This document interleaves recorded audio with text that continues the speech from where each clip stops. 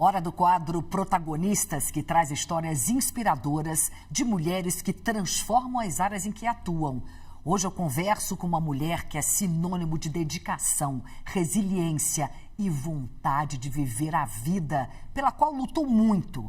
Uma publicitária com 4 décadas de trajetória que se define como um gerúndio, ou seja, alguém em constante movimento, sempre em processo de aprender, mudar e se reinventar. No ano passado, ela foi finalista do Prêmio Caboré, que é considerado o Oscar da comunicação aqui no Brasil.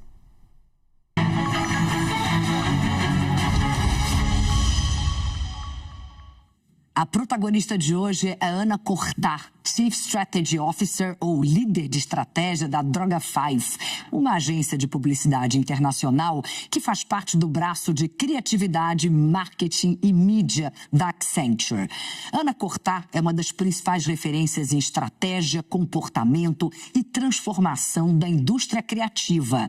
Ana construiu uma trajetória de 4 décadas na publicidade e hoje provoca o mercado a rever modelos mentais, enfrentar o etarismo e entender por que, mesmo no mundo guiado por dados e inteligência artificial, as pessoas seguem sendo o centro das decisões mais estratégicas.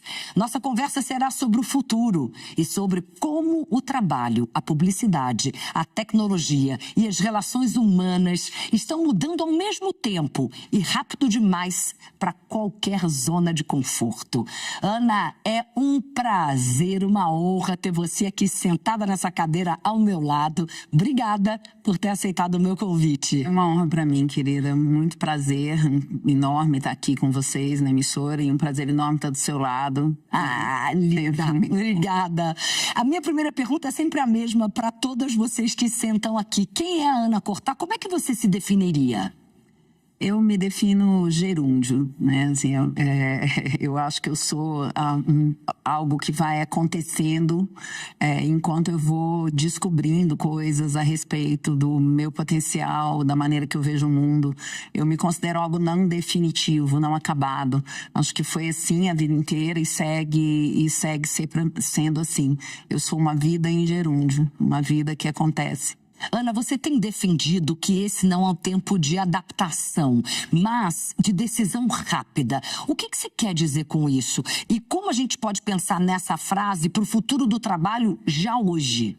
Quando eu falo isso, que eu estou me referindo especificamente a uma ideia de adaptação com a qual a gente trabalhou até agora. Ou seja, essa ideia de que algo novo acontece, você precisa se acostumar com isso, você precisa viver isso durante um longo tempo, até que uma nova mudança aconteça.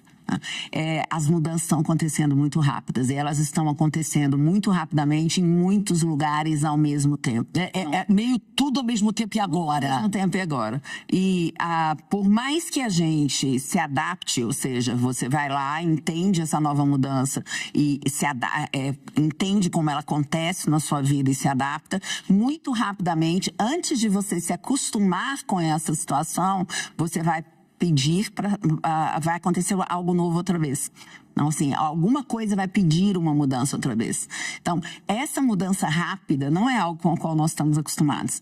A gente não acorda de manhã pensando, eu vou mudar meu filho de escola. Não, é muito desconfortável qualquer tipo de mudança. Qualquer tipo de mudança. Então, isso pede um novo aprendizado, isso pede um novo mindset. A gente precisa aprender a se colocar em um modo de mudança permanente. Em um modo de mudança onde a mudança não cause ansiedade, esse nível de ansiedade, onde a mudança não cause o nível de medo que ela cause hoje. Obviamente, para isso acontecer, outras coisas têm que acontecer junto. A gente precisa se sentir em lugares que, de alguma forma, têm uma sensação de segurança maior. Mas a gente também precisa ter isso individualmente. Por exemplo, a ideia de plano de carreira, como a gente conhecia no passado, ela não existe mais. Você não consegue mais ter planejamentos, nem os que você desenvolve para os seus clientes, nem aquele que você desenvolve para você mesmo, de longo prazo, que não tenham que sofrer alterações constantes. porque é um conjunto muito grande de mudanças acontecendo ao mesmo tempo. Então, eu acho que tem quando eu falo que o momento não é de adaptação, é isso que eu estou querendo dizer. Assim, não adianta esperar das transformações que estão acontecendo agora o tempo de adaptação que a gente pedia antes. Nós vamos ter que estar preparados para mudar antes de se acostumar com a última mudança que aconteceu. Sim, ficou muito claro para mim. Eu quero entender como isso se adapta dentro do futuro do trabalho. Então, isso vai pedir um novo aprendizado. Nós vamos ter que criar processos que, de alguma forma, não sejam engessados o suficiente, demais, a ponto de impedir que a gente consiga fazer mudanças rápidas. Imagina, se você tem um processo, um modo de trabalho que não é coletivo, que é extremamente individualizado, que prevê prazos rígidos, que prevê que as decisões só podem ser revistas em tempos longos. Se esse tipo de coisa acontece, isso fica absolutamente inviável. Você vai ter que rever os conceitos. Então, por exemplo, o que é sucesso? Sucesso é eu conseguir crescer 30% ao ano. Talvez não seja possível crescer 30% ao ano. Talvez a realidade com a qual a gente vai lidar vá pedir outro tipo de visão de sucesso. Talvez a gente tenha que reconceituar sucesso. Talvez não, a gente precisa reconceituar sucesso, inclusive porque ele não pode mais estar relacionado só a dinheiro. Nesses 40 anos que você está no mercado de trabalho, quais foram as principais mudanças do comportamento humano e que você percebe que as empresas ainda subestimam? Eu acho que já está muito claro para nós há muito tempo o quanto que as corporações são corresponsáveis pela formação social. Ou seja, o nosso papel social dentro do mundo, ele não está relacionado somente à geração de emprego e à geração de receita ou à geração de PIB, né? O nome que a gente quiser usar. Sim. Ou seja, o nosso papel social não é garantir garantir emprego para as pessoas e cumprir as leis. Não é só esse o nosso papel social. Nós produzimos um conjunto gigante de coisas. Nós produzimos um conjunto gigante de resíduos. Nós produzimos um conjunto gigante de comportamentos. Porque, imagina, na idade adulta, você realiza quem você é como pessoa dentro do ambiente de trabalho. Você fazia isso na escola quando você era criança. Você se preocupa, sua mãe e seu pai se preocupavam horrores, nós nos preocupamos horrores onde nossos filhos estudam, mas as pessoas até hoje, elas não têm exatamente condição de se preocupar com o lugar onde elas trabalham. Muitas vezes você vai trabalhar em determinado lugar porque ele te paga o melhor salário, não porque ele te torna uma pessoa mais feliz. Isso mudou um pouco na geração Z, você não acha? O pedido do Gen Z. O pedido mudou.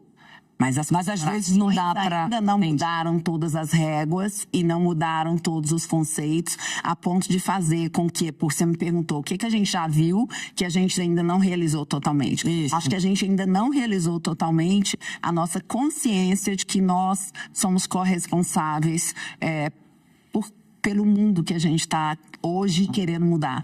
A gente é corresponsável pelo lugar onde esse mundo chegou e a gente torna-se corresponsável, e a gente é corresponsável pelo que vem pela frente. Assim, o presente que nós estamos estabelecendo hoje está definindo o futuro. Nós estamos tomando decisões todo dia. Tem um futuro desenhado, tem um mundo desenhado. Eu brinco, inclusive, que uma das coisas que eu ainda quero falar sobre ela é como a ficção a respeito do mundo que continua sendo desenhada muito a partir de uma lógica de homens brancos. Podemos olhar para o cinema e fazer essa análise. Claro. E como que essa construção, qual é a consequência tem várias consequências, mas eu vou dar uma bem simples, que é, por exemplo, toda vez que a gente pensa em tecnologia e futuro, é clean. Nunca é mais clean. Você tem toda a razão. Nunca é colorido. Exceto Wakanda. Era uma ficção. E o que falta para a gente conseguir alcançar essa pluralidade que é tão necessária? Tem algumas pesquisas novas saindo a respeito dessa. A pluralidade, ela depende da presença das diferenças. Com certeza. Se você... A gente tem uma lógica de trabalho, enfim, muito definida pelo Norte Global. A gente sabe disso, isso tem sido amplamente discutido já há muito tempo. Então, a gente fala muito... Europa e Estados Unidos definem um comportamento a respeito de várias coisas. Do mundo do negócio, da ideia de sucesso, da ideia de família, da formação, de como a gente se relaciona com o mundo, enfim. E é claro que aquilo vira espelho também das pessoas. Então, a gente precisa... ser plural hoje significa ter mais pessoas na mesa. Então, o Sul Global precisa estar na mesa. Ele precisa estar... isso se a gente pensar em termos de países. Da mesma maneira que isso foi falado muito a respeito da COP. Os indígenas não estavam nas mesas de tomada de decisão. Então, assim, as mesas não podem mais ser compostas apenas de um tipo de pessoa. Sim. De um tipo de país, de um tipo de região, de um tipo de origem, de uma faixa etária, de uma maneira de ver o mundo. Porque o mundo é complexo.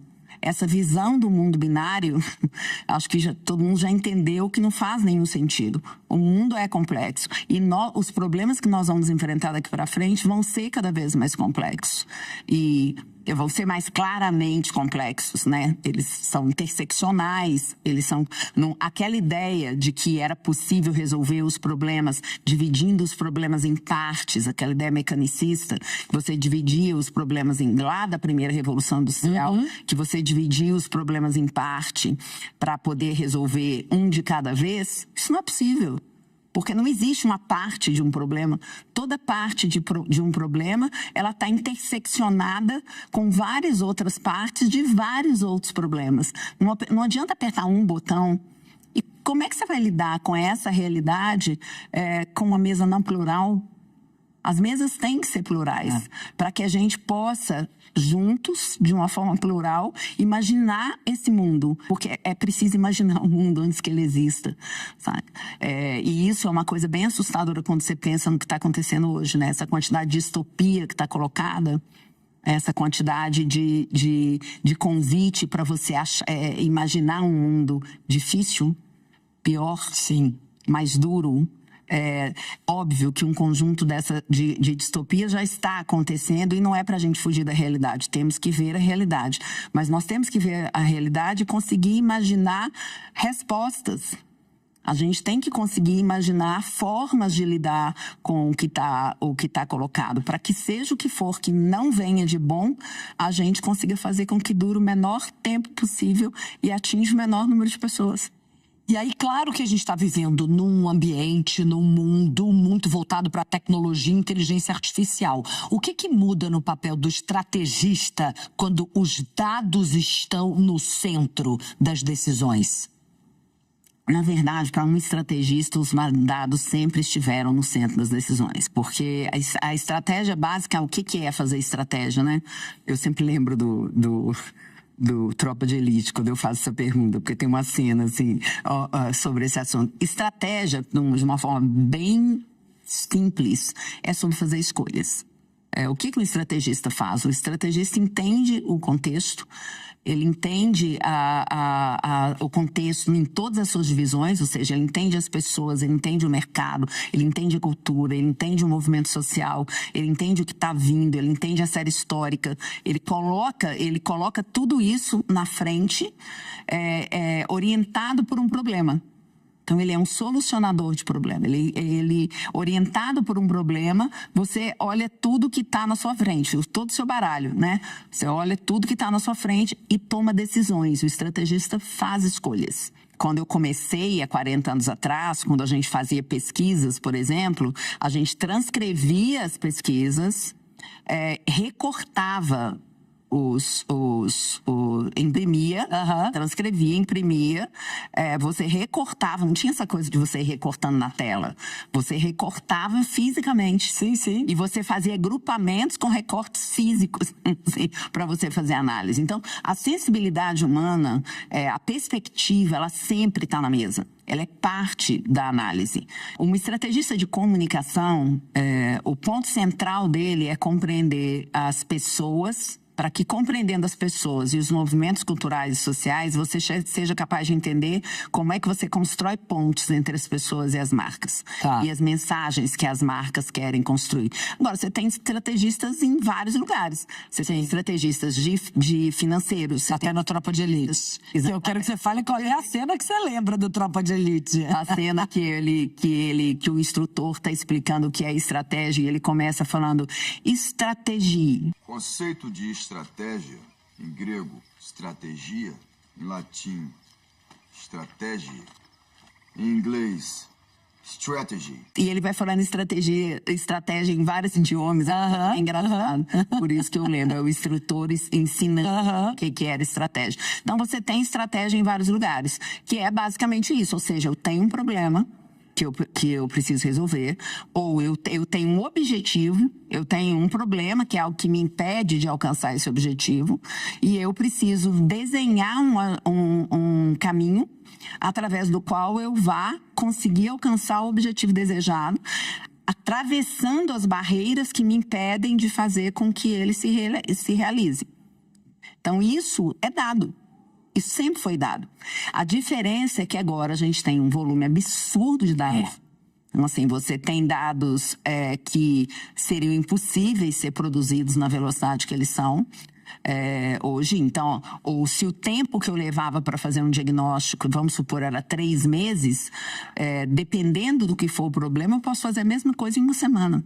Às vezes, eu posso fazer a mesma coisa em menos tempo. Mesmo com 20, 50 vezes mais dados do que lá atrás. Muito mais. Muito mais. Muito mais. Só que numa velocidade muito maior. Muito maior. Porque eu tenho um conjunto extremamente grande de inteligências artificiais. Quer dizer, o mercado, de uma maneira geral, hoje, o mainstream vê o Meta AI, vê o ChatGPT, vê os que estão no celular, que chega até as pessoas, os aplicativos que estão à venda no celular, mas você tem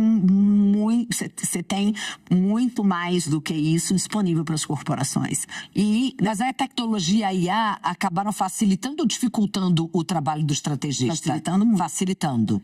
Não só facilitando, permitindo que ele seja mais profundo e que ele entregue mais possibilidades num espaço de tempo menor. Tá. Então, você pode ser... se você está numa busca de insight cultural, porque tem muita coisa que o estrategista pode estar buscando. Ele pode estar buscando uma compreensão do mercado, uma compreensão sobre o comportamento, um insight cultural com o qual a marca possa se relacionar para produzir uma campanha. Tem muitas áreas onde uma jornada de ideia que permita com que eu te encontre como usuário ou como consumidor em vários lugares diferentes. Então, na verdade, ele ajuda muito. Eu acho que ele torna o processo e ele te permite fazer mais testes. Você liderou algumas pesquisas, estudos muito interessantes sobre assédio, sobre diversidade, sobre silêncio institucional. De que forma isso tudo está relacionado ao futuro do trabalho? E de que maneira, aí voltando um pouco àquela questão que a gente conversou anteriormente, da pluralidade. Como o resultado desses estudos, o que isso te trouxe para o futuro do trabalho? Então, eu estava vivendo o estudo, vai fazer 10 anos, né, o ano que vem, o estudo que nós fizemos sobre silêncio institucional e assédio. Foi o primeiro estudo, eu liderei o estudo junto com Ken Fujioka, e foi o primeiro estudo que revelou a situação de assédio dentro de uma indústria, com a força com que a gente fez. E nós éramos duas pessoas de C-level, de agência de publicidade. Naquele momento, nós dois com a nossa empresa, a gente não estava dentro de uma corporação. Então, ele teve uma força, inclusive, por esse lado. Como nós éramos líderes, nós tivemos alguns cuidados. Por exemplo, um desses cuidados foi que a cada apresentação nós dissemos, e foram mais de 100, nós abríamos a apresentação lendo um texto e terminava o texto dizendo: eu já fui um assediador moral. Nós dissemos isso mais de 100 vezes. Nossa, é muito forte isso. Muito forte. É. Muito forte e difícil, eu confesso. Por que nós fizemos isso? Nós fizemos isso primeiro porque isso nos dava, era o lugar de fala que nos cabia. Nós éramos líderes. Sim. Quando a gente abriu os resultados, quando a gente leu os resultados, e Lara Tomazini, que é uma pessoa muito importante também de citar dentro desse projeto que estava lá com a gente, quando a gente abriu os resultados também eram sobre nós. Né? Nós convidamos o mercado para falar sobre assédio por um conjunto de razões. Assim, a gente tinha...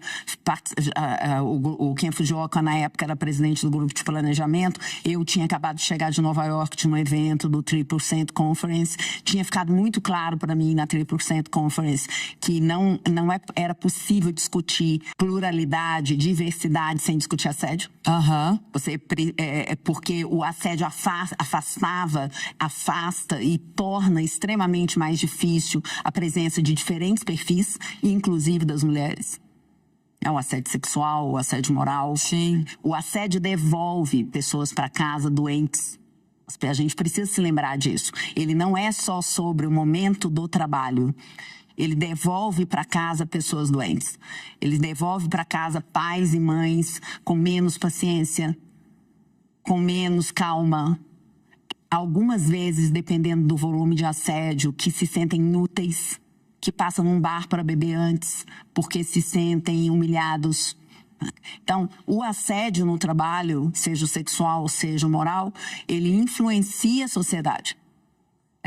Eu não conheço ainda um estudo que relacione as duas coisas, mas acho que esse estudo deveria ser feito. É muito evidente. É muito evidente. Existe 100% das relações? Obviamente não.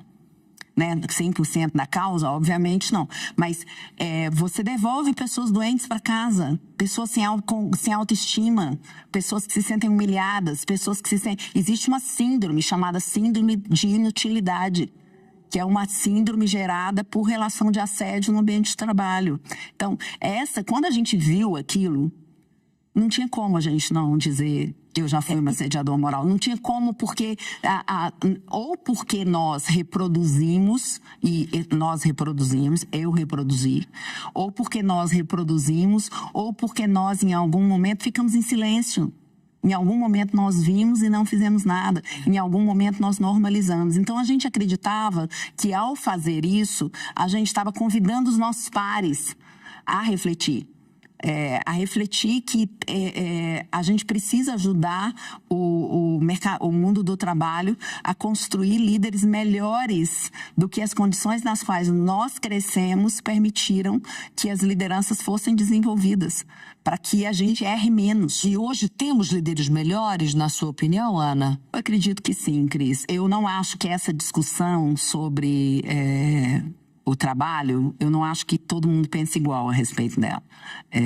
Inclusive sobre a questão do assédio moral, principalmente. Sobre o sexual, acredito que todos pensam a mesma coisa, espero.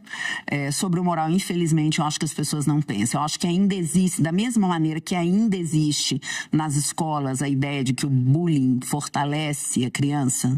Ainda existe isso? Amiga. Da mesma maneira que isso ainda existe ainda no trabalho. Existem críticos às discussões a respeito... As discussões que a gente vem fazendo, que são pessoas que acham que a gente está criando gerações mais fracas. E não é verdade. Você tem uma pessoa que se recusa a ser colocada numa situação onde ela passa a não saber mais quando é que ela pode assistir a filha no teatro, porque a agenda dela não pertence a ela mais, nem a do próprio fim de semana. Isso não está certo.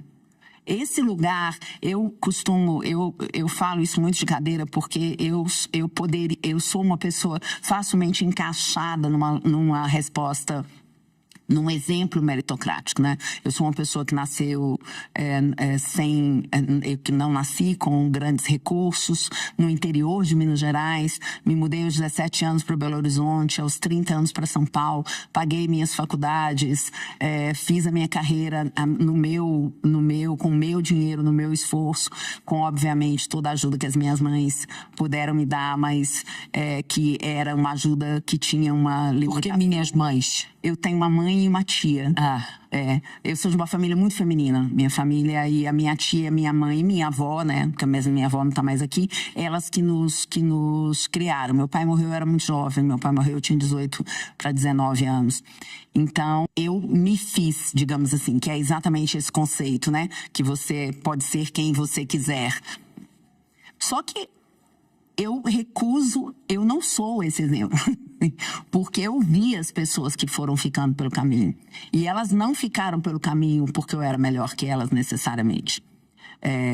Mas porque é muito difícil a quantidade de gente que sai na sua frente. E o preço para que você alcance essas pessoas é muito alto. Ele é muito alto. O que fez com que você ficasse e você evoluísse, na sua opinião? Eu acho que eu era muito determinada a essa ideia de fazer funcionar, sabe, Cris? E eu acho que o que fez foi que eu aceitei pagar preços que eu acho que ninguém deve aceitar pagar. Eu trabalhava 20 horas por dia. Eu cansei de dormir na agência. Assim, dormir na agência era algo que acontecia. Você trabalhava até as 3, 4, 5 horas da manhã, dormia 3, 4 horas e acordava em reunião. Eu tirei férias pela primeira vez com 25 anos de profissão, de 30 dias. 25 anos? Eu nunca tive umas férias de 30 dias na vida. E eu não acho que isso está certo. Não, isso não está certo. Então, eu trabalhei mais... eu sou uma mulher não branca, eu sou uma mulher que nasceu no interior de Minas Gerais. Eu virei diretora a primeira vez nos anos 90, no final dos anos 90. E muitas vezes entrou numa sala em que você era a única mulher e a única pessoa não branca. E muitas vezes... Isso até hoje, eu imagino. Isso acontece até hoje. E tem um lugar que eu acho que é um lugar de discussão, que é um lugar importante da gente pensar, que é enquanto tudo isso vai acontecendo alguma coisa dentro de você. Vai acontecendo isso de alguma forma. E eu sou uma pessoa que me importo. Eu me importo muito com o outro. Para mim é muito doloroso. Por exemplo, quando a gente fez o assédio, ter contato com o tamanho daquela dor em escala, sabe? E ganhar consciência de que o assédio é sobre o outro, não sobre você. Ou seja, talvez você não se lembre, assédio moral, né? Talvez você não se lembre, talvez você ache que não foi aquilo que você disse, mas não importa. O que importa é o que a pessoa sentiu. Sim, com certeza. E isso que a pessoa sentiu, pra mim, tem muito valor. Sim, muito grande. O nosso tempo tá explodido já. Infelizmente, passou voando, que é uma delícia conversar com você, mas eu não quero deixar de te fazer 2 perguntas. A primeira você passou recentemente por uma experiência muito dolorida. Fico até emocionada. Ai, querida. Obrigada. Você teve que passar por um tratamento de 2 cânceres. O que isso te ensinou? Que é possível nascer muitas vezes. Eu acho que eu descobri que eu sou uma pessoa viciada em nascer. Eu vou nascer quantas vezes o mundo me pedir para nascer de novo. Muito lindo isso. É possível nascer muitas vezes. É possível nascer muitas vezes. Eu tive 2 tumores, né? Em 2 anos, em 14 meses, eu já tinha tido 7 internações e tinha passado por 4 cirurgias. E aí eu achei que já tinha acabado e aí apareceu outro tumor, que não era uma metástase, mas apareceu outro tumor e eu fui muito de peito aberto, assim, como nós somos, né, mulheres, assim, a gente se entrega para achar, é isso que eu tenho que viver, então eu vou viver isso, né? Fui lá, mas a hora que as coisas realmente começaram... É exatamente que eu também passei por isso, né? Também tinha, o meu foi no rim. Eu lembro da sua história no livro. E a hora que você vai mesmo viver a cirurgia, você vai viver a quimioterapia, a radioterapia, a quantidade. E eu tive todos os problemas, tudo aquilo que aconteceria com 3% das pessoas aconteceu comigo, sabe? Então eu fui internada com neuralgia do trigêmeo, eu tive dores fortíssimas. E a minha última cirurgia tem 8 meses, né, Cris? É impressionante. Que linda, maravilhosa, graças a Deus. E a você? Um ano que eu parei, agora, esse mês, faz um ano que acabou a radioterapia. E eu subi uma montanha muito alta na Índia, de 2.000 e poucos metros, descalça, que é uma montanha de Shiva, no norte da Índia, perto de Tiruvannamalai. E no hinduísmo você faz uma intenção, você não faz uma promessa, você faz uma intenção e entrega, ou seja, você faz o sacrifício antes de receber. Você faz o sacrifício e se os deuses acharem que você merece, você recebe. Então, funciona assim.